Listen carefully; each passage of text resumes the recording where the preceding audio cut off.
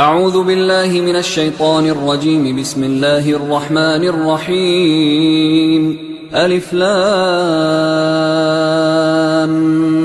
ميم. ذلك الكتاب لا ريب فيه هدى للمتقين الذين يؤمنون بالغيب ويقيمون الصلاة ومما رزقناهم ينفقون والذين يؤمنون بما أنزل إليك وما أنزل من قبلك وبالآخرة هم يوقنون أولئك على هدى من ربهم وأولئك هم المفلحون. إن الذين كفروا سواء عليهم أأنذرتهم أم لم تنذرهم لا يؤمنون ختم الله على قلوبهم وعلى سمعهم وعلى أبصارهم غشاوة ولهم عذاب عظيم. ومن الناس من يقول آمنا بالله وباليوم الآخر وما هم بمؤمنين يخادعون الله والذين آمنوا وما يخدعون إلا أنفسهم وما يشعرون في قلوبهم مرض فزادهم الله مرضا ولهم عذاب أليم بما كانوا يكذبون. وإذا قيل لهم لا تفسدوا في الأرض قالوا إنما نحن مصلحون ألا إنهم هم المفسدون ولكن لا يشعرون. وإذا قيل لهم آمنوا كما آمن الناس قالوا أنؤمن كما آمن السفهاء ألا إنهم هم السفهاء ولكن لا يعلمون. وإذا لقوا الذين آمنوا قالوا آمنا وإذا خلوا إلى شياطينهم قالوا إنا معكم إنما نحن مستهزئون الله يستهزئ بهم ويمدهم في طغيانهم يعمهون. أولئك الذين اشتروا الضلالة بالهدى فما ربحت تجارتهم وما كانوا مهتدين. مثلهم كمثل الذي استوقد نارا فلما أضاءت ما حوله ذهب الله بنورهم وتركهم في ظلمات لا يبصرون صم بكم عمي فهم لا يرجعون. أو كصيب من السماء فيه ظلمات ورعد وبرق يجعلون أصابعهم في آذانهم من الصواعق حذر الموت والله محيط بالكافرين. يكاد البرق يخطف أبصارهم كلما أضاء لهم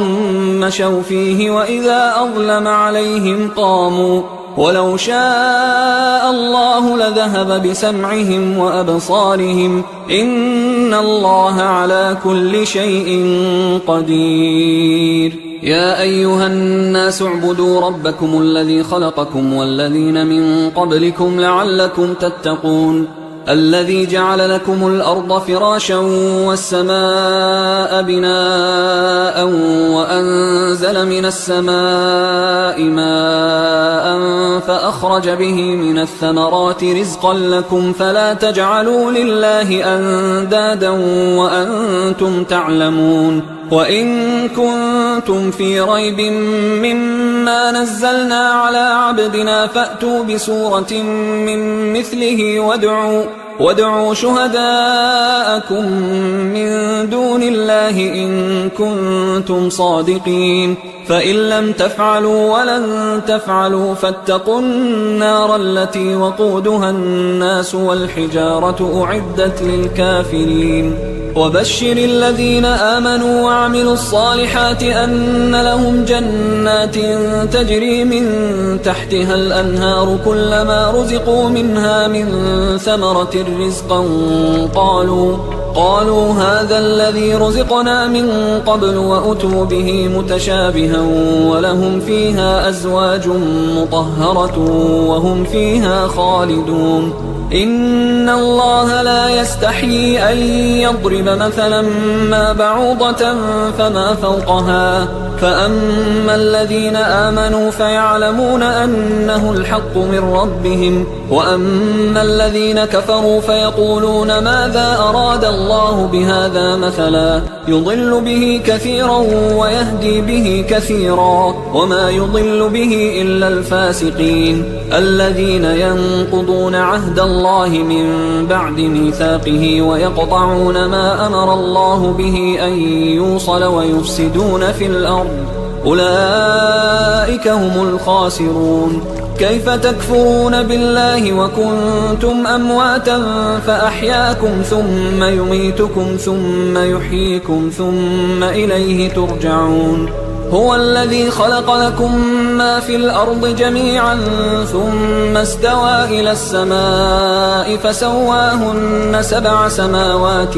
وهو بكل شيء عليم. وإذ قال ربك للملائكة إني جاعل في الأرض خليفة قالوا أتجعل فيها من يفسد فيها ويسفك الدماء ونحن نسبح بحمدك ونقدس لك قال إني أعلم ما لا تعلمون. وعلم آدم الأسماء كلها ثم عرضهم على الملائكة فقال أنبئوني بأسماء هؤلاء إن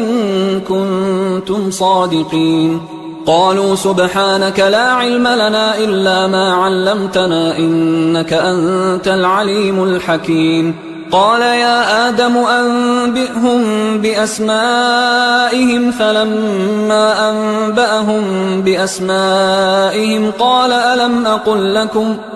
ألم أقل لكم إني أعلم غيب السماوات والأرض وأعلم ما تبدون وما كنتم تكتمون. وإذ قلنا للملائكة اسجدوا لآدم فسجدوا إلا إبليس أبى واستكبر وكان من الكافرين. وقلنا يا آدم اسكن أنت وزوجك الجنة وكلا منها رغدا حيث شئتما ولا تقربا هذه الشجرة فتكونا من الظالمين. فأزلهما الشيطان عنها فأخرجهما مما كانا فيه وقلنا اهبطوا بعضكم لبعض عدو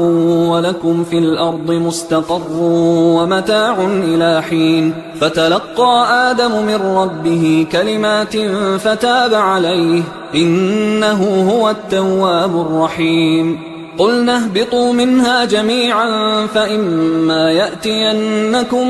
مني هدى فمن تبع هداي فلا خوف عليهم ولا هم يحزنون. والذين كفروا وكذبوا بآياتنا أولئك أصحاب النار هم فيها خالدون. يا بني إسرائيل اذكروا نعمتي التي أنعمت عليكم وأوفوا بعهدي أوف بعهدكم وإياي فارهبون. وآمنوا بما أنزلت مصدقا لما معكم ولا تكونوا أول كافر به ولا تشتروا بآياتي ثمنا قليلا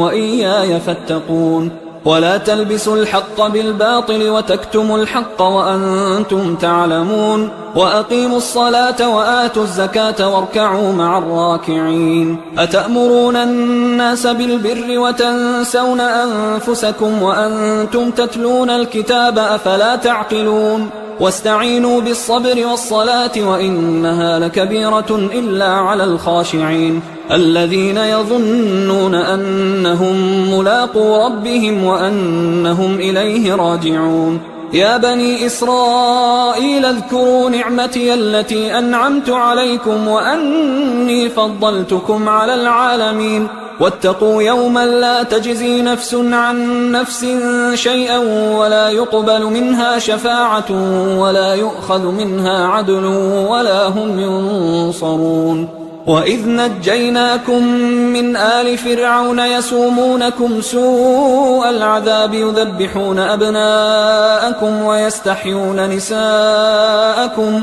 وفي ذلكم بلاء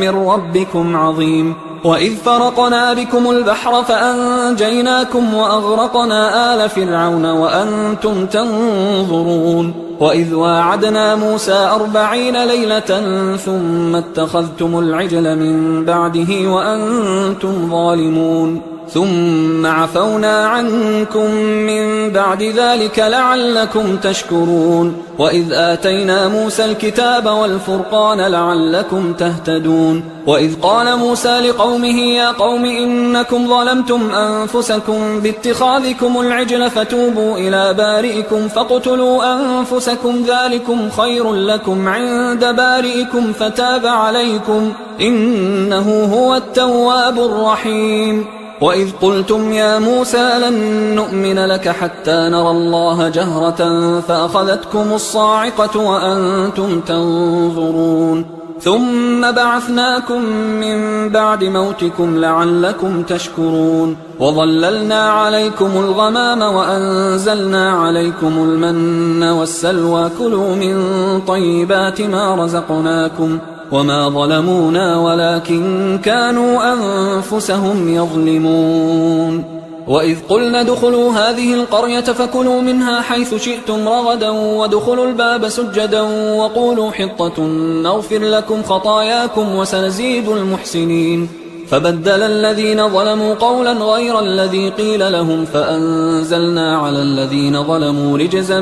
من السماء بما كانوا يفسقون وإذ استسقى موسى لقومه فقلنا اضرب بعصاك الحجر فانفجرت منه 12 عينا قد علم كل أناس مشربهم كلوا واشربوا من رزق الله ولا تعثوا في الأرض مفسدين وإذ قلتم يا موسى لن نصبر على طعام واحد فادع لنا ربك يخرج لنا مما تنبت الأرض من بقلها وقثائها وفومها وعدسها وبصلها قال أتستبدلون الذي هو أدنى بالذي هو خير اهبطوا مصرا فإن لكم ما سألتم وضربت عليهم الذلة والمسكنة وباءوا بغضب من الله ذلك بأنهم كانوا يكفرون بآيات الله ويقتلون النبيين بغير الحق ذلك بما عصوا وكانوا يعتدون إن الذين آمنوا والذين هادوا والنصارى والصابئين من آمن بالله واليوم الآخر وعمل صالحا فلهم أجرهم عند ربهم ولا خوف عليهم ولا هم يحزنون وإذ أخذنا ميثاقكم ورفعنا فوقكم الطور خذوا ما آتيناكم بقوة واذكروا ما فيه لعلكم تتقون ثم توليتم من بعد ذلك فلولا فضل الله عليكم ورحمته لكنتم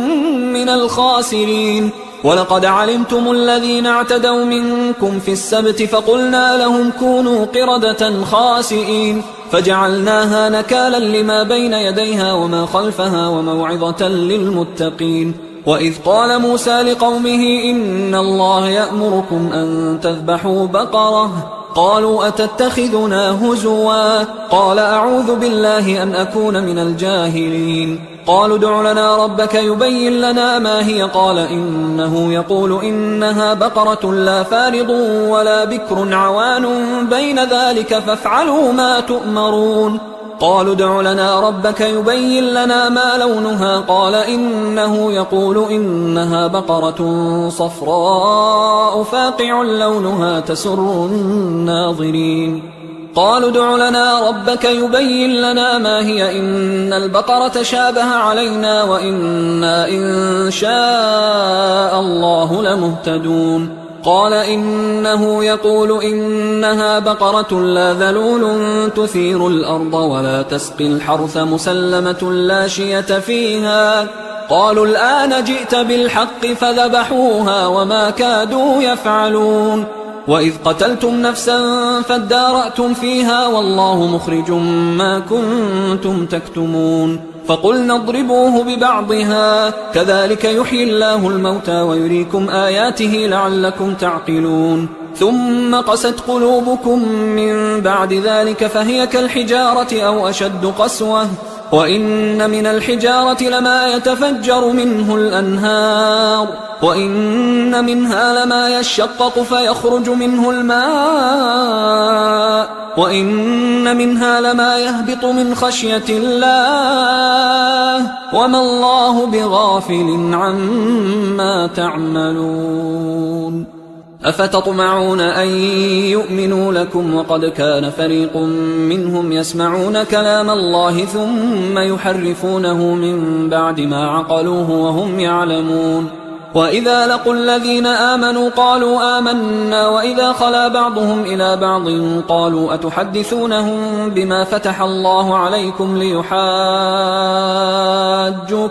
به عند ربكم أفلا تعقلون أولا يعلمون أن الله يعلم ما يسرون وما يعلنون ومنهم أميون لا يعلمون الكتاب إلا أماني وإنهم إلا يظنون فويل للذين يكتبون الكتاب بأيديهم ثم يقولون هذا من عند الله ليشتروا به ثمنا قليلا فويل لهم مما كتبت أيديهم وويل لهم مما يكسبون وقالوا لن تمسنا النار إلا أياما معدودة قل أتخذتم عند الله عهدا فلن يخلف الله عهده أم تقولون على الله ما لا تعلمون بلى من كسب سيئة وأحاطت به خطيئته فأولئك أصحاب النار هم فيها خالدون والذين آمنوا وعملوا الصالحات أولئك أصحاب الجنة هم فيها خالدون وإذ أخذنا ميثاق بني إسرائيل لا تعبدون إلا الله وبالوالدين إحسانا وذي القربى واليتامى والمساكين وقولوا للناس حسنا وأقيموا الصلاة وآتوا الزكاة ثم توليتم إلا قليلا منكم وأنتم معرضون وإذ أخذنا ميثاقكم لا تسفكون دماءكم ولا تخرجون أنفسكم من دياركم ثم أقررتم وأنتم تشهدون ثم أنتم هؤلاء تقتلون أنفسكم وتخرجون فريقا منكم من ديارهم تظاهرون عليهم بالإثم والعدوان وإن يأتوكم أسارى تفادوهم وهو محرم عليكم إخراجهم أفتؤمنون ببعض الكتاب وتكفرون ببعض فما جزاء من يفعل ذلك منكم إلا خزي في الحياة الدنيا ويوم القيامة يردون إلى أشد العذاب وما الله بغافل عما تعملون أولئك الذين اشتروا الحياة الدنيا بالآخرة فلا يخفف عنهم العذاب ولا هم ينصرون ولقد آتينا موسى الكتاب وقفينا من بعده بالرسل وآتينا عيسى ابن مريم البينات وأيدناه بروح القدس أفكلما جاءكم رسول بما لا تهوى أنفسكم استكبرتم ففريقا كذبتم وفريقا تقتلون وقالوا قلوبنا غلف بل لعنهم الله بكفرهم فقليلا ما يؤمنون ولما جاءهم كتاب من عند الله مصدق لما معهم وكانوا من قبل يستفتحون على الذين كفروا فلما جاءهم ما عرفوا كفروا به فلعنة الله على الكافرين بئس ما اشتروا به أنفسهم أن يكفروا بما أنزل الله بغيا أن ينزل الله من فضله على من يشاء من عباده فباءوا بغضب على غضب وللكافرين عذاب مهين وإذا قيل لهم آمنوا بما أنزل الله قالوا نؤمن بما أنزل علينا ويكفرون بما وراءه وهو الحق مصدقا لما معهم قل فلم تقتلون أنبياء الله من قبل إن كنتم مؤمنين ولقد جاءكم موسى بالبينات ثم اتخذتم العجل من بعده وأنتم ظالمون وإذ أخذنا ميثاقكم ورفعنا فوقكم الطور خذوا ما آتيناكم بقوة واسمعوا قالوا سمعنا وعصينا وأشربوا في قلوبهم العجل بكفرهم قل بئس ما يأمركم به إيمانكم إن كنتم مؤمنين قل إن كانت لكم الدار الآخرة عند الله خالصة من دون الناس فتمنوا الموت إن كنتم صادقين ولن يتمنوه أبدا بما قدمت أيديهم والله عليم بالظالمين ولتجدنهم أحرص الناس على حياة ومن الذين أشركوا يود أحدهم لو يعمر 1000 سنة وما هو بمزحزحه من العذاب أن يعمر والله بصير بما يعملون قل من كان عدوا لجبريل فإنه نزله على قلبك بإذن الله مصدقا لما بين يديه وهدى وبشرى للمؤمنين من كان عدوا لله وملائكته ورسله وجبريل وميكال فإن الله عدو للكافرين ولقد أنزلنا إليك آيات بينات وما يكفر بها إلا الفاسقون أوكلما عاهدوا عهدا نبذه فريق منهم بل أكثرهم لا يؤمنون ولما جاءهم رسول من عند الله مصدق لما معهم نبذ فريق من الذين أوتوا الكتاب كتاب الله وراء ظهورهم كأنهم لا يعلمون واتبعوا ما تتلو الشياطين على ملك سليمان وما كفر سليمان ولكن الشياطين كفروا يعلمون الناس السحر وما أنزل على الملكين ببابل هاروت وماروت وما يعلمان من أحد حتى يقولا إنما نحن فتنة فلا تكفر فيتعلمون منهما ما يفرقون به بين المرء وزوجه وما هم بضارين به من أحد إلا بإذن الله ويتعلمون ما يضرهم ولا ينفعهم ولقد علموا لمن اشتراه ما له في الآخرة من خلاق ولبئس ما شروا به أنفسهم لو كانوا يعلمون ولو أنهم آمنوا واتقوا لمثوبة من عند الله خير لو كانوا يعلمون يا أيها الذين آمنوا لا تقولوا راعنا وقولوا انظرنا واسمعوا وللكافرين عذاب أليم ما يود الذين كفروا من أهل الكتاب ولا المشركين أن ينزل عليكم من خير من ربكم والله يختص برحمته من يشاء والله ذو الفضل العظيم ما ننسخ من آية أو ننسها نأت بخير منها أو مثلها ألم تعلم أن الله على كل شيء قدير ألم تعلم أن الله له ملك السماوات والأرض وما لكم من دون الله من ولي ولا نصير أم تريدون أن تسألوا رسولكم كما سئل موسى من قبل ومن يتبدل الكفر بالإيمان فقد ضل سواء السبيل ود كثير من أهل الكتاب لو يردونكم من بعد إيمانكم كفارا حسدا من عند أنفسهم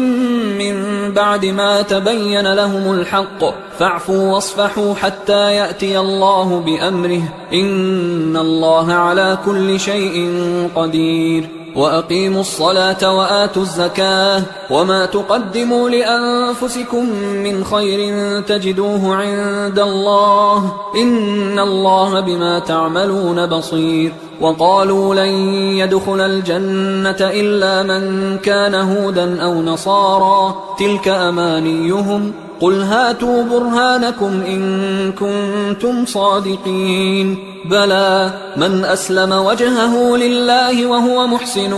فله أجره عند ربه ولا خوف عليهم ولا هم يحزنون وقالت اليهود ليست النصارى على شيء وقالت النصارى ليست اليهود على شيء وهم يتلون الكتاب كذلك قال الذين لا يعلمون مثل قولهم فالله يحكم بينهم يوم القيامة فيما كانوا فيه يختلفون ومن أظلم ممن منع مساجد الله أن يذكر فيها اسمه وسعى في خرابها أولئك ما كان لهم أن يدخلوها إلا خائفين لهم في الدنيا خزي ولهم في الآخرة عذاب عظيم ولله المشرق والمغرب فأينما تولوا فثم وجه الله إن الله واسع عليم وقالوا اتخذ الله ولدا سبحانه بل له ما في السماوات والأرض كل له قانتون بديع السماوات والأرض وإذا قضى أمرا فإنما يقول له كن فيكون وقال الذين لا يعلمون لولا يكلمنا الله أو تأتينا آية كذلك قال الذين من قبلهم مثل قولهم تشابهت قلوبهم قد بينا الآيات لقوم يوقنون إنا أرسلناك بالحق بشيرا ونذيرا ولا تسأل عن أصحاب الجحيم ولن ترضى عنك اليهود ولا النصارى حتى تتبع ملتهم قل إن هدى الله هو الهدى ولئن اتبعت أهواءهم بعد الذي جاءك من العلم ما لك من الله من ولي ولا نصير الذين آتيناهم الكتاب يتلونه حق تلاوته أولئك يؤمنون به ومن يكفر به فأولئك هم الخاسرون يا بني إسرائيل اذكروا نعمتي التي أنعمت عليكم وأني فضلتكم على العالمين واتقوا يوما لا تجزي نفس عن نفس شيئا ولا يقبل منها عدل ولا تنفعها شفاعة ولا هم ينصرون وإذ ابتلى إبراهيم ربه بكلمات فأتمهن قال إني جاعلك للناس إماما قال ومن ذريتي قال لا ينال عهد الظالمين وإذ جعلنا البيت مثابة للناس وأمنا واتخذوا من مقام إبراهيم مصلى وعهدنا إلى إبراهيم وإسماعيل أن طهرا بيتي للطائفين والعاكفين والركع السجود وإذ قال إبراهيم رب اجعل هذا بلدا آمنا وارزق أهله من الثمرات من آمن منهم بالله واليوم الآخر قال ومن كفر فأمتعه قليلا ثم أضطره إلى عذاب النار وبئس المصير وإذ يرفع إبراهيم القواعد من البيت وإسماعيل ربنا تقبل منا إنك أنت السميع العليم ربنا وجعلنا مسلمين لك ومن ذريتنا أمة مسلمة لك وأرنا مناسكنا وتب علينا إنك أنت التواب الرحيم ربنا وبعث فيهم رسولا منهم يتلو عليهم آياتك ويعلمهم الكتاب والحكمة ويزكيهم إنك أنت العزيز الحكيم ومن يرغب عن ملة إبراهيم إلا من سفه نفسه ولقد اصطفيناه في الدنيا وإنه في الآخرة لمن الصالحين إذ قال له ربه أسلم قال أسلمت لرب العالمين. ووصى بها إبراهيم بنيه ويعقوب يا بني إن الله اصطفى لكم الدين فلا تموتن إلا وأنتم مسلمون. أم كنتم شهداء إذ حضر يعقوب الموت إذ قال لبنيه ما تعبدون من بعدي قالوا نعبد إلهك وإله آبائك إبراهيم وإسماعيل وإسحاق إلها واحدا ونحن له مسلمون. تلك أمة قد خلت لها ما كسبت ولكم ما كسبتم ولا تسألون عما كانوا يعملون. وقالوا كونوا هودا أو نصارى تهتدوا قل بل ملة إبراهيم حنيفا وما كان من المشركين. قولوا آمنا بالله وما أنزل إلينا وما أنزل إلى إبراهيم وإسماعيل وإسحاق ويعقوب والأسباط وما أوتي موسى وعيسى وما أوتي النبيون من ربهم لا نفرق بين أحد منهم ونحن له مسلمون. فإن آمنوا بمثل ما آمنتم به فقد اهتدوا وإن تولوا فإنما هم في شقاق فسيكفيكهم الله وهو السميع العليم. صبغة الله ومن أحسن من الله صبغة ونحن له عابدون. قل أتحاجوننا في الله وهو ربنا وربكم ولنا أعمالنا ولكم أعمالكم ونحن له مخلصون. أم تقولون إن إبراهيم وإسماعيل وإسحاق ويعقوب والأسباط كانوا هودا أو نصارى قل أأنتم أعلم أم الله ومن أظلم ممن كتم شهادة عنده من الله وما الله بغافل عما تعملون. تلك أمة قد خلت لها ما كسبت ولكم ما كسبتم ولا تسألون عما كانوا يعملون. سيقول السفهاء من الناس ما ولاهم عن قبلتهم التي كانوا عليها قل لله المشرق والمغرب يهدي من يشاء إلى صراط مستقيم. وكذلك جعلناكم أمة وسطا لتكونوا شهداء على الناس ويكون الرسول عليكم شهيدا. وما جعلنا القبلة التي كنت عليها إلا لنعلم من يتبع الرسول ممن ينقلب على عقبيه وإن كانت لكبيرة إلا على الذين هدى الله وما كان الله ليضيع إيمانكم إن الله بالناس لرؤوف رحيم. قد نرى تقلب وجهك في السماء فلنولينك قبلة ترضاها فول وجهك شطر المسجد الحرام وحيث ما كنتم فولوا وجوهكم شطره وإن الذين أوتوا الكتاب ليعلمون أنه الحق من ربهم وما الله بغافل عما يعملون. ولئن أتيت الذين أوتوا الكتاب بكل آية ما تبعوا قبلتك وما أنت بتابع قبلتهم وما بعضهم بتابع قبلة بعض ولئن اتبعت أهواءهم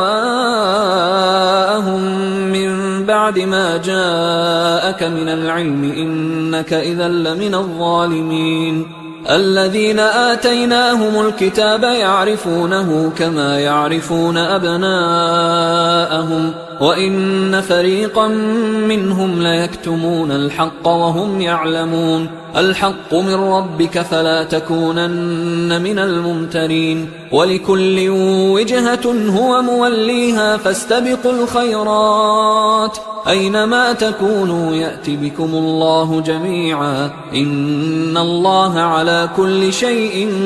قدير ومن حيث خرجت فول وجهك شطر المسجد الحرام وإنه للحق من ربك وما الله بغافل عما تعملون ومن حيث خرجت فول وجهك شطر المسجد الحرام وحيث ما كنتم فولوا وجوهكم شطره لئلا يكون للناس عليكم حجة إلا الذين ظلموا منهم فلا تخشوهم واخشوني ولأتم نعمتي عليكم ولعلكم تهتدون كما أرسلنا فيكم رسولا منكم يتلو عليكم آياتنا ويزكيكم ويعلمكم الكتاب والحكمة ويعلمكم ما لم تكونوا تعلمون فاذكروني أذكركم واشكروا لي ولا تكفرون يا أيها الذين آمنوا استعينوا بالصبر والصلاة إن الله مع الصابرين ولا تقولوا لمن يقتل في سبيل الله أموات بل أحياء ولكن لا تشعرون ولنبلونكم بشيء من الخوف والجوع ونقص من الأموال والأنفس والثمرات وبشر الصابرين الذين إذا أصابتهم مصيبة قالوا إنا لله وإنا إليه راجعون أولئك عليهم صلوات من ربهم ورحمة وأولئك هم المهتدون إن الصفا والمروة من شعائر الله فمن حج البيت أو اعتمر فلا جناح عليه أن يطوف بهما ومن تطوع خيرا فإن الله شاكر عليم إن الذين يكتمون ما أنزلنا من البينات والهدى من بعد ما بيناه للناس في الكتاب أولئك يلعنهم الله ويلعنهم اللاعنون إلا الذين تابوا وأصلحوا وبينوا فأولئك أتوب عليهم وأنا التواب الرحيم إن الذين كفروا وماتوا وهم كفار أولئك عليهم لعنة الله والملائكة والناس أجمعين خالدين فيها لا يخفف عنهم العذاب ولا هم ينظرون وإلهكم إله واحد لا إله إلا هو الرحمن الرحيم إن في خلق السماوات والأرض واختلاف الليل والنهار والفلك التي تجري في البحر بما ينفع الناس وما أنزل الله من السماء من ماء فأحيا به الأرض بعد موتها وبث فيها من كل دابة وتصريف الرياح والسحاب المسخر بين السماء والأرض لآيات لقوم يعقلون ومن الناس من يتخذ من دون الله أندادا يحبونهم كحب الله والذين آمنوا أشد حبا لله ولو يرى الذين ظلموا إذ يرون العذاب أن القوة لله جميعا وأن الله شديد العذاب إذ تبرأ الذين اتبعوا من الذين اتبعوا ورأوا العذاب وتقطعت بهم الأسباب وقال الذين اتبعوا لو أن لنا كرة فنتبرأ منهم كما تبرأوا منا كذلك يريهم الله أعمالهم حسرات عليهم وما هم بخارجين من النار. يا أيها الناس كلوا مما في الأرض حلالا طيبا ولا تتبعوا خطوات الشيطان إنه لكم عدو مبين. إنما يأمركم بالسوء والفحشاء وأن تقولوا على الله ما لا تعلمون. وإذا قيل لهم اتبعوا ما أنزل الله قالوا بل نتبع ما ألفينا عليه آباءنا أولو كان آباؤهم لا يعقلون شيئا ولا يهتدون. ومثل الذين كفروا كمثل الذي ينعق بما لا يسمع إلا دعاء ونداء صم بكم عمي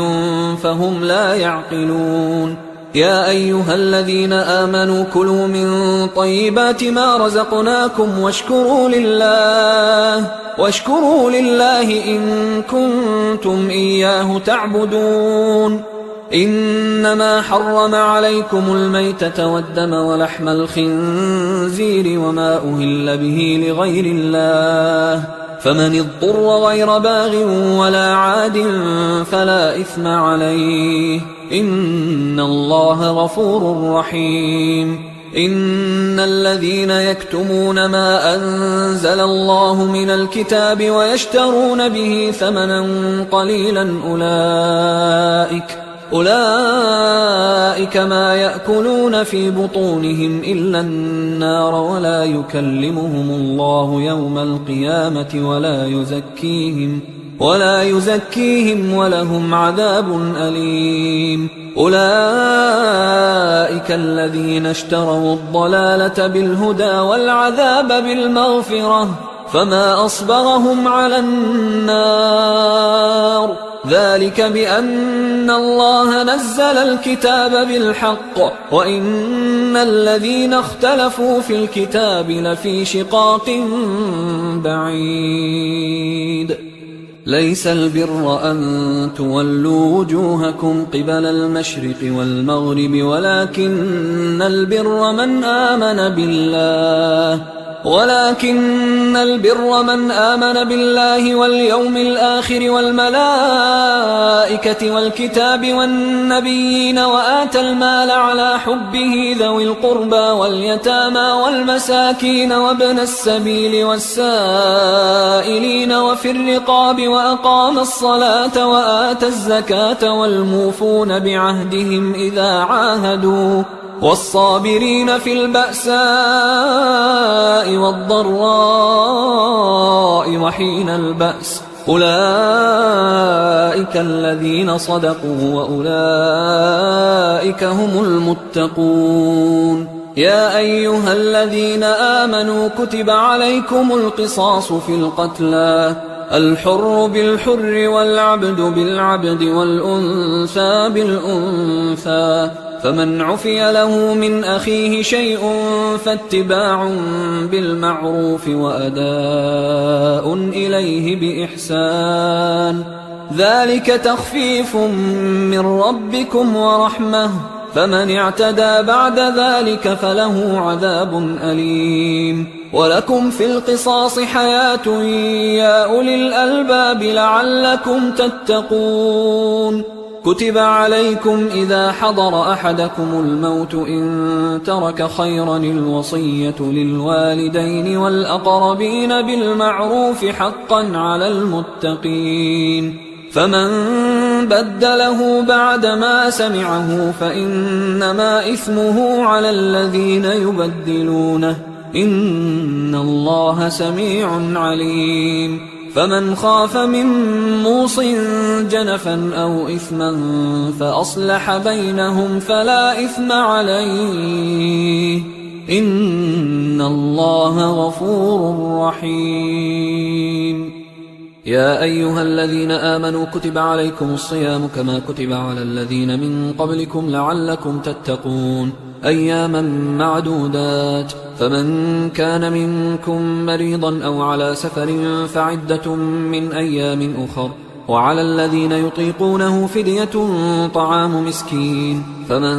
تطوع خيرا فهو خير له وأن تصوموا خير لكم إن كنتم تعلمون شهر رمضان الذي أنزل فيه القرآن هدى للناس وبينات من الهدى والفرقان فمن شهد منكم الشهر فليصمه ومن كان مريضا أو على سفر فعدة من أيام أخر يريد الله بكم اليسر ولا يريد بكم العسر ولتكملوا العدة ولتكبروا الله على ما هداكم ولعلكم تشكرون وإذا سألك عبادي عني فإني قريب أجيب دعوة الداعي إذا دعان فليستجيبوا لي وليؤمنوا بي لعلهم يرشدون أحل لكم ليلة الصيام الرفث إلى نسائكم هن لباس لكم وأنتم لباس لهن علم الله أنكم كنتم تختانون أنفسكم فتاب عليكم وعفى عنكم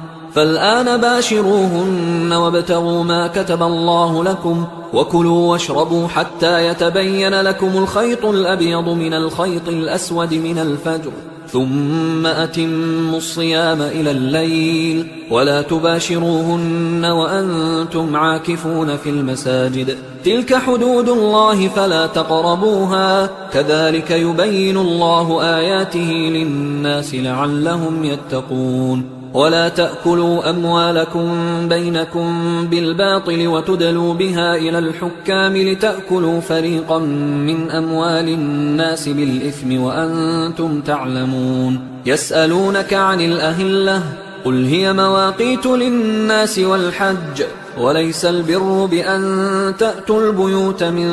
ظهورها ولكن البر من اتقى وأتوا البيوت من أبوابها واتقوا الله لعلكم تفلحون وقاتلوا في سبيل الله الذين يقاتلونكم ولا تعتدوا إن الله لا يحب المعتدين وقتلوهم حيث ثقفتموهم وأخرجوهم من حيث أخرجوكم والفتنة أشد من القتل ولا تقاتلوهم عند المسجد الحرام حتى يقاتلوكم فيه فإن قاتلوكم فاقتلوهم كذلك جزاء الكافرين فإن انتهوا فإن الله غفور رحيم وقاتلوهم حتى لا تكون فتنة ويكون الدين لله فإن انتهوا فلا عدوان إلا على الظالمين الشهر الحرام بالشهر الحرام والحرمات قصاص فمن اعتدى عليكم فاعتدوا عليه بمثل ما اعتدى عليكم واتقوا الله واعلموا أن الله مع المتقين وأنفقوا في سبيل الله ولا تلقوا بأيديكم إلى التهلكة وأحسنوا إن الله يحب المحسنين وأتموا الحج والعمرة لله فإن أحصرتم فما استيسر من الهدي ولا تحلقوا رؤوسكم حتى يبلغ الهدي محله فمن كان منكم مريضا أو به أذى من رأسه ففدية من صيام أو صدقة أو نسك فإذا أمنتم فمن تمتع بالعمرة إلى الحج فما استيسر من الهدي فمن لم يجد فصيام 3 أيام في الحج و7 إذا رجعتم تلك 10 كاملة ذلك لمن لم يكن أهله حاضر المسجد الحرام واتقوا الله واعلموا أن الله شديد العقاب الحج أشهر معلومات فمن فرض فيهن الحج فلا رفث ولا فسوق ولا جدال في الحج وما تفعلوا من خير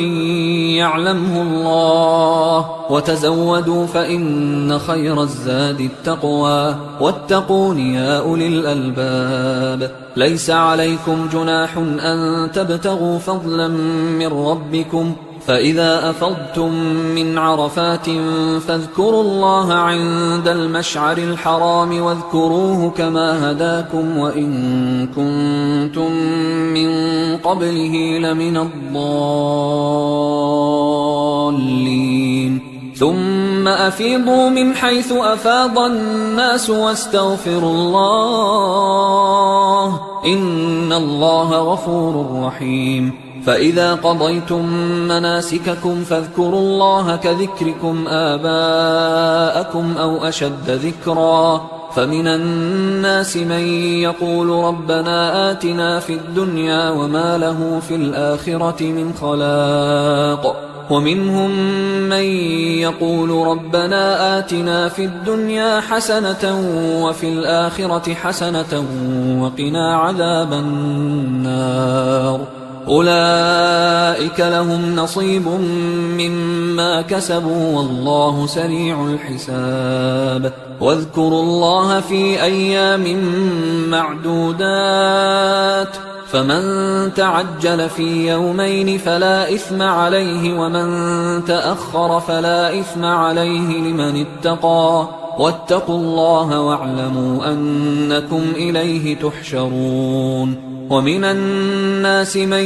يعجبك قوله في الحياة الدنيا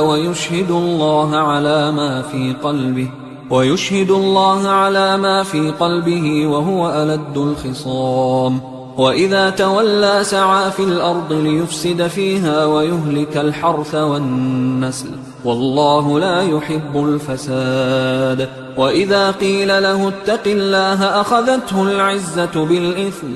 فحسبه جهنم ولبئس المهاد ومن الناس من يشري نفسه ابتغاء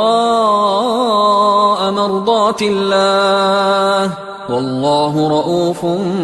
بالعباد يا أيها الذين آمنوا ادخلوا في السلم كافة ولا تتبعوا خطوات الشيطان إنه لكم عدو مبين فإن زللتم من بعد ما جاءتكم البينات فاعلموا أن الله عزيز حكيم هل ينظرون إلا أن يأتيهم الله في ظلل من الغمام والملائكة وقضي الأمر وإلى الله ترجع الأمور سل بني إسرائيل كم آتيناهم من آية بينة ومن يبدل نعمة الله من بعد ما جاءته فإن الله شديد العقاب زين للذين كفروا الحياة الدنيا ويسخرون من الذين آمنوا والذين اتقوا فوقهم يوم القيامة والله يرزق من يشاء بغير حساب كان الناس أمة واحدة فبعث الله النبيين مبشرين ومنذرين وأنزل معهم الكتاب بالحق ليحكم بين الناس فيما اختلفوا فيه وما اختلف فيه إلا الذين أوتوه من بعد ما جاءتهم البينات بغيا بينهم فهدى الله الذين آمنوا لما اختلفوا فيه من الحق بإذنه والله يهدي من يشاء إلى صراط مستقيم أم حسبتم أن تدخلوا الجنة ولما يأتكم مثل الذين خلوا من قبلكم مستهم البأساء والضراء وزلزلوا حتى يقول الرسول والذين آمنوا معه متى نصر الله ألا إن نصر الله قريب يسألونك ماذا ينفقون قل ما أنفقتم من خير فللوالدين والأقربين واليتامى والمساكين وابن السبيل وما تفعلوا من خير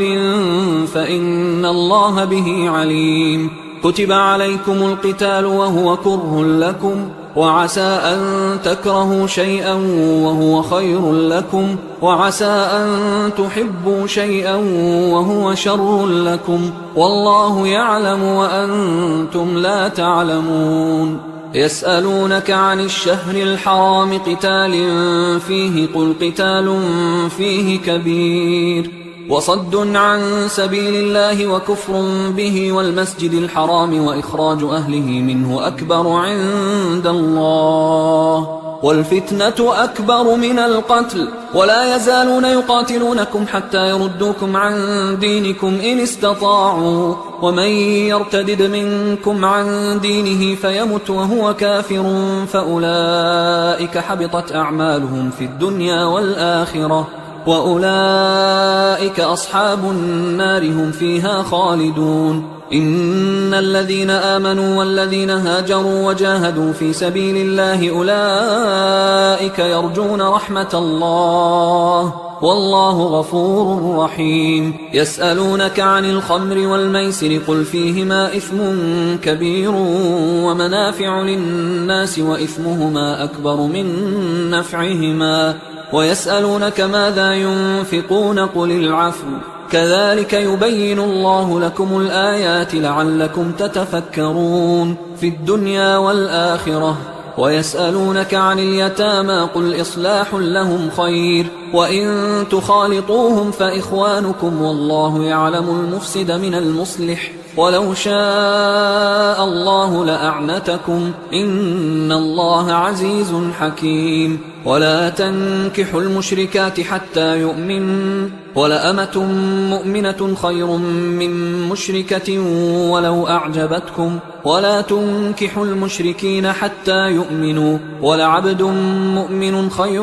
من مشرك ولو أعجبكم، أولئك يدعون إلى النار والله يدعو إلى الجنة والمغفرة بإذنه، ويبين آياته للناس لعلهم يتذكرون. ويسألونك عن المحيض قل هو أذى فاعتزلوا النساء في المحيض ولا تقربوهن حتى يطهرن، فإذا تطهرن فأتوهن من حيث أمركم الله، إن الله يحب التوابين ويحب المتطهرين. نساؤكم حرث لكم فأتوا حرثكم أنى شئتم، وقدموا لأنفسكم واتقوا الله واعلموا أنكم ملاقوه، وبشر المؤمنين. ولا تجعلوا الله عرضة لأيمانكم أن تبروا وتتقوا وتصلحوا بين الناس، والله سميع عليم. لا يؤاخذكم الله باللغو في أيمانكم ولكن يؤاخذكم بما كسبت قلوبكم، والله غفور حليم. للذين يؤلون من نسائهم تربص 4 أشهر، فإن فاءوا فإن الله غفور رحيم، وإن عزموا الطلاق فإن الله سميع عليم. والمطلقات يتربصن بأنفسهن 3 قروء، ولا يحل لهن أن يكتمن ما خلق الله في أرحامهن إن كن يؤمن بالله واليوم الآخر، وبعولتهن أحق بردهن في ذلك إن أرادوا إصلاحا، ولهن مثل الذي عليهن بالمعروف وللرجال عليهن درجة، والله عزيز حكيم. الطلاق 2، فإمساك بمعروف أو تسريح بإحسان، ولا يحل لكم أن تأخذوا مما آتيتموهن شيئا إلا أن يخافا ألا يقيما حدود الله، فإن خفتم ألا يقيما حدود الله فلا جناح عليهما فيما افتدت به، تلك حدود الله فلا تعتدوها، ومن يتعد حدود الله فأولئك هم الظالمون. فإن طلقها فلا تحل له من بعد حتى تنكح زوجا غيره، فإن طلقها فلا جناح عليهما أن يتراجعا إن ظنا أن يقيما حدود الله، وتلك حدود الله يبينها لقوم يعلمون. وإذا طلقتم النساء فبلغن أجلهن فأمسكوهن بمعروف أو سرحوهن بمعروف، ولا تمسكوهن ضرارا لتعتدوا، ومن يفعل ذلك فقد ظلم نفسه. ولا تتخذوا آيات الله هزوا، واذكروا نعمة الله عليكم وما أنزل عليكم من الكتاب والحكمة يعظكم به، واتقوا الله واعلموا أن الله بكل شيء عليم. وإذا طلقتم النساء فبلغن أجلهن فلا تعضلوهن أن ينكحن أزواجهن إذا تراضوا بينهم بالمعروف، ذلك يوعظ به من كان منكم يؤمن بالله واليوم الآخر، ذلكم أزكى لكم وأطهر، والله يعلم وأنتم لا تعلمون. والوالدات يرضعن أولادهن حولين كاملين لمن أراد أن يتم الرضاعة، وعلى المولود له رزقهن وكسوتهن بالمعروف، لا تكلف نفس إلا وسعها، لا تضار والدة بولدها ولا مولود له بولده، وعلى الوارث مثل ذلك، فإن أرادا فصالا عن تراض منهما وتشاور فلا جناح عليهما. وإن أردتم أن تسترضعوا أولادكم فلا جناح عليكم إذا سلمتم ما آتيتم بالمعروف، واتقوا الله واعلموا أن الله بما تعملون بصير. والذين يتوفون منكم ويذرون أزواجا يتربصن بأنفسهن 4 أشهر و10، فإذا بلغن أجلهن فلا جناح عليكم فيما فعلن في أنفسهن بالمعروف، والله بما تعملون خبير. ولا جناح عليكم فيما عرضتم به من خطبة النساء أو أكننتم في أنفسكم، علم الله أنكم ستذكرونهن ولكن لا تواعدوهن سرا إلا أن تقولوا قولا معروفا، ولا تعزموا عقدة النكاح حتى يبلغ الكتاب أجله، واعلموا أن الله يعلم ما في أنفسكم فاحذروه، واعلموا أن الله غفور حليم. لا جناح عليكم إن طلقتم النساء ما لم تمسوهن أو تفرضوا لهن فريضة، ومتعوهن على الموسع قدره وعلى المقتر قدره متاعا بالمعروف حقا على المحسنين. وإن طلقتموهن من قبل أن تمسوهن وقد فرضتم لهن فريضة فنصف ما فرضتم إلا أن يعفون أو يعفو الذي بيده عقدة النكاح، وأن تعفوا أقرب للتقوى، ولا تنسوا الفضل بينكم، إن الله بما تعملون بصير. حافظوا على الصلوات والصلاة الوسطى وقوموا لله قانتين، فإن خفتم فرجالا أو ركبانا، فإذا أمنتم فاذكروا الله كما علمكم ما لم تكونوا تعلمون. والذين يتوفون منكم ويذرون أزواجا وصية لأزواجهم متاعا إلى الحول غير إخراج، فإن خرجن فلا جناح عليكم فيما فعلن في أنفسهن من معروف، والله عزيز حكيم. وللمطلقات متاع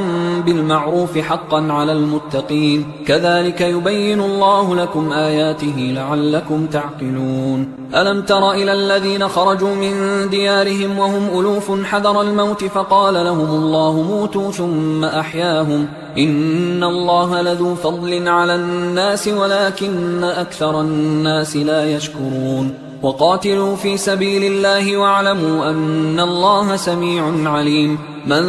ذا الذي يقرض الله قرضا حسنا فيضاعفه له أضعافا كثيرة والله يقبض ويبسط وإليه ترجعون. ألم تر إلى الملأ من بني إسرائيل من بعد موسى إذ قالوا لنبي له مبعث لنا ملكا نقاتل في سبيل الله قال هل عسيتم إن كتب عليكم القتال ألا تقاتلوا قالوا وما لنا ألا نقاتل في سبيل الله وقد أخرجنا من ديارنا وأبنائنا فلما كتب عليهم القتال تولوا إلا قليلا منهم والله عليم بالظالمين. وقال لهم نبيهم إن الله قد بعث لكم طالوت ملكا قالوا أنى يكون له الملك علينا ونحن أحق بالملك منه ولم يؤت سعة من المال قال إن الله اصطفاه عليكم وزاده بسطة في العلم والجسم والله يؤتي ملكه من يشاء والله واسع عليم. وقال لهم نبيهم إن آية ملكه أن يأتيكم التابوت فيه سكينة من ربكم وبقية مما ترك آل موسى وآل هارون تحمله الملائكة إن في ذلك لآية لكم إن كنتم مؤمنين. فلما فصل طالوت بالجنود قال إن الله مبتليكم بنهر فمن شرب منه فليس مني ومن لم يطعمه فإنه مني إلا من اغترف غرفة بيده فشربوا منه إلا قليلا منهم فلما جاوزه هو والذين آمنوا معه قالوا لا طاقة لنا اليوم بجالوت وجنوده قال الذين يظنون أنهم ملاقوا الله كم من فئة قليلة غلبت فئة كثيرة بإذن الله والله مع الصابرين. ولما برزوا لجالوت وجنوده قالوا ربنا أفرغ علينا صبرا وثبت أقدامنا وانصرنا على القوم الكافرين فهزموهم بإذن الله. وقتل داود جالوت وآتاه الله الملك والحكمة وعلمه مما يشاء ولولا دفع الله الناس بعضهم ببعض لفسدت الأرض ولكن الله ذو فضل على العالمين. تلك آيات الله نتلوها عليك بالحق وإنك لمن المرسلين. تلك الرسل فضلنا بعضهم على بعض منهم من كلم الله ورفع بعضهم درجات وآتينا عيسى ابن مريم البينات وأيدناه بروح القدس ولو شاء الله ما اقتتل الذين من بعدهم من بعد ما جاءتهم البينات ولكن اختلفوا فمنهم من آمن ومنهم من كفر ولو شاء الله ما اقتتلوا ولكن الله يفعل ما يريد. يا أيها الذين آمنوا أنفقوا مما رزقناكم من قبل أن يأتي يوم لا بيع فيه ولا خلة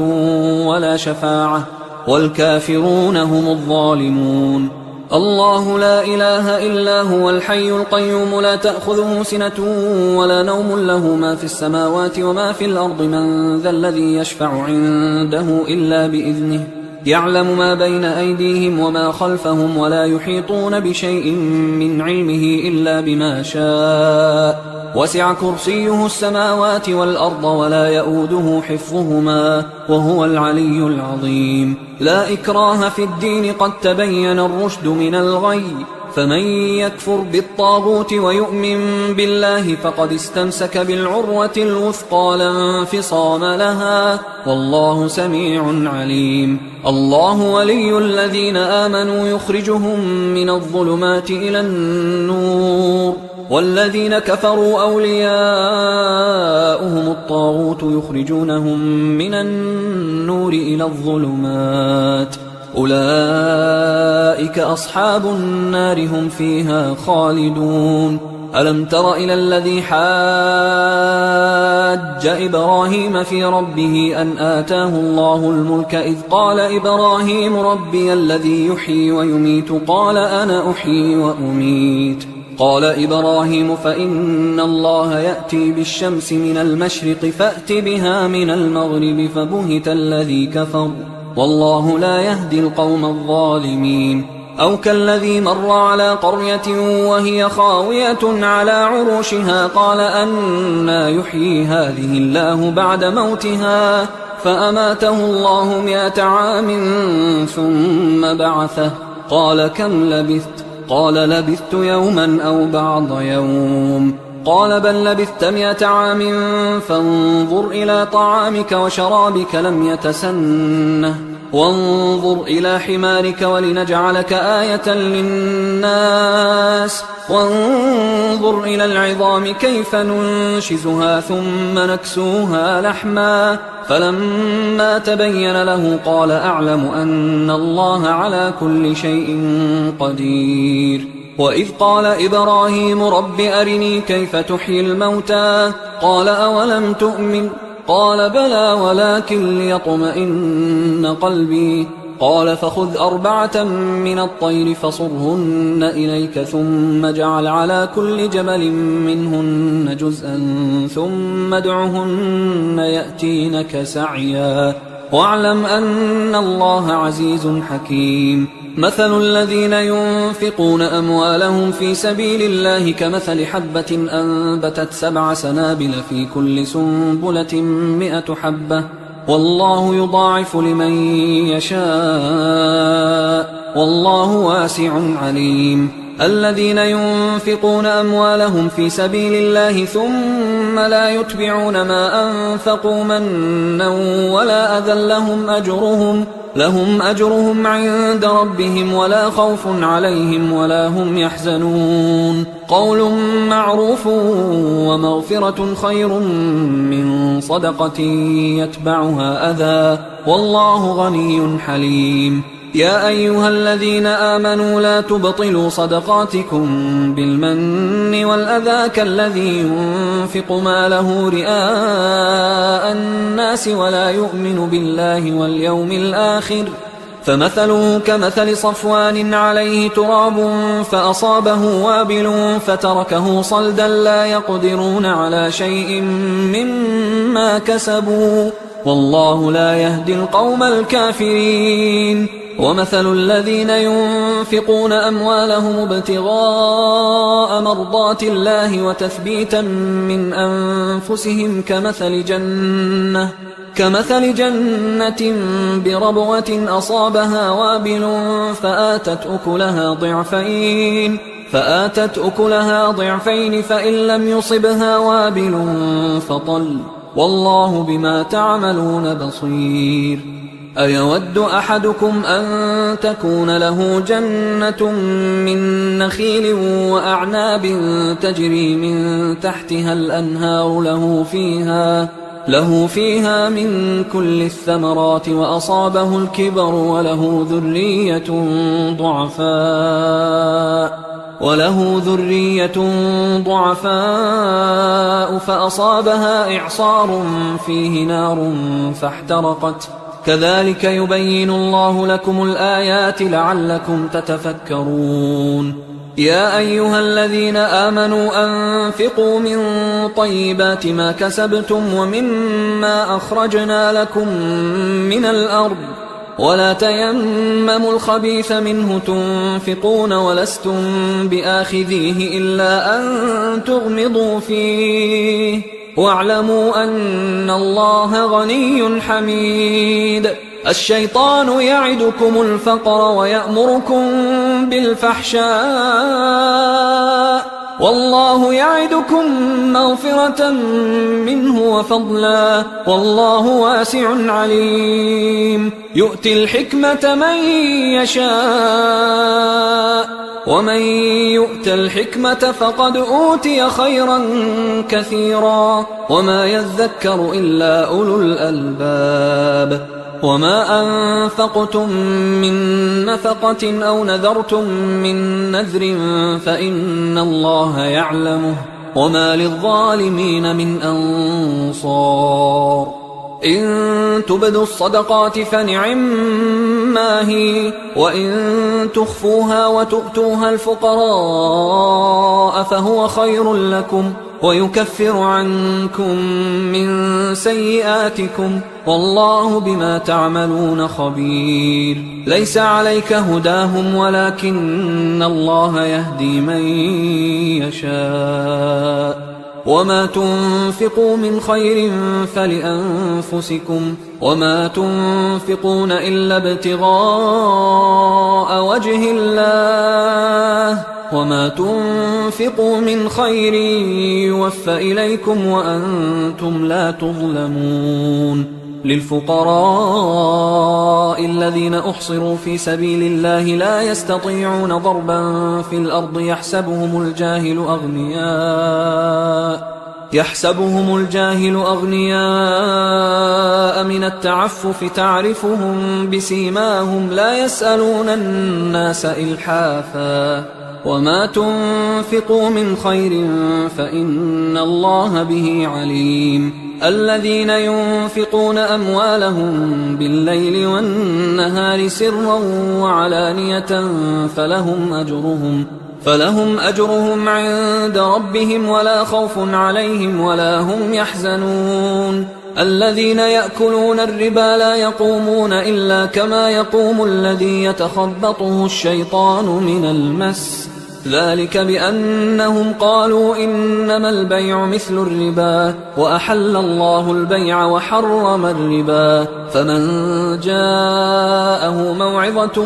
من ربه فانتهى فله ما سلف وأمره إلى الله ومن عاد فأولئك أصحاب النار هم فيها خالدون. يمحق الله الربا ويربي الصدقات والله لا يحب كل كفار أثيم. إن الذين آمنوا وعملوا الصالحات وأقاموا الصلاة وآتوا الزكاة لهم أجرهم عند ربهم ولا خوف عليهم ولا هم يحزنون. يا أيها الذين آمنوا اتقوا الله وذروا ما بقي من الربا إن كنتم مؤمنين، فإن لم تفعلوا فأذنوا بحرب من الله ورسوله، وإن تبتم فلكم رؤوس أموالكم لا تظلمون ولا تظلمون. وإن كان ذو عسرة فنظرة إلى ميسرة وأن تصدقوا خير لكم إن كنتم تعلمون. واتقوا يوما ترجعون فيه إلى الله ثم توفى كل نفس ما كسبت وهم لا يظلمون. يا أيها الذين آمنوا إذا تداينتم بدين إلى أجل مسمى فاكتبوه وليكتب بينكم كاتب بالعدل ولا يأب كاتب أن يكتب كما علمه الله، فليكتب وليملل الذي عليه الحق وليتق الله ربه ولا يبخس منه شيئا، فإن كان الذي عليه الحق سفيها أو ضعيفا أو لا يستطيع أن يمله فليملل وليه بالعدل واستشهدوا شهيدين من رجالكم، فإن لم يكونا رجلين فرجل وامرأتان ممن ترضون من الشهداء أن تضل إحداهما فتذكر إحداهما الأخرى، ولا يأبى الشهداء إذا ما دعوا، ولا تسأموا أن تكتبوه صغيرا أو كبيرا إلى أجله، ذلكم أقسط عند الله وأقوم للشهادة وأدنى أن لا ترتابوا إلا أن تكون تجارة حاضرة تديرونها بينكم فليس عليكم جناح ألا تكتبوها، وأشهدوا إذا تبايعتم ولا يضار كاتب ولا شهيد، وإن تفعلوا فإنه فسوق بكم، واتقوا الله ويعلمكم الله والله بكل شيء عليم. وإن كنتم على سفر ولم تجدوا كاتبا فرهان مقبوضة، فإن أمن بعضكم بعضا فليؤدي الذي اؤتمن أمانته وليتق الله ربه ولا تكتموا الشهادة ومن يكتمها فإنه آثم قلبه والله بما تعملون عليم. لله ما في السماوات وما في الأرض، وإن تبدوا ما في أنفسكم أو تخفوه يحاسبكم به الله فيغفر لمن يشاء ويعذب من يشاء والله على كل شيء قدير. آمن الرسول بما أنزل إليه من ربه والمؤمنون كل آمن بالله وملائكته وكتبه ورسله لا نفرق بين أحد من رسله وقالوا سمعنا وأطعنا غفرانك ربنا وإليك المصير. لا يكلف الله نفسا إلا وسعها لها ما كسبت وعليها ما اكتسبت ربنا لا تؤاخذنا إن نسينا أو أخطأنا ربنا ولا تحمل علينا إصرا كما حملته على الذين من قبلنا ربنا ولا تحملنا ما لا طاقة لنا به واعف عنا واغفر لنا وارحمنا أنت مولانا فانصرنا على القوم الكافرين. حصريا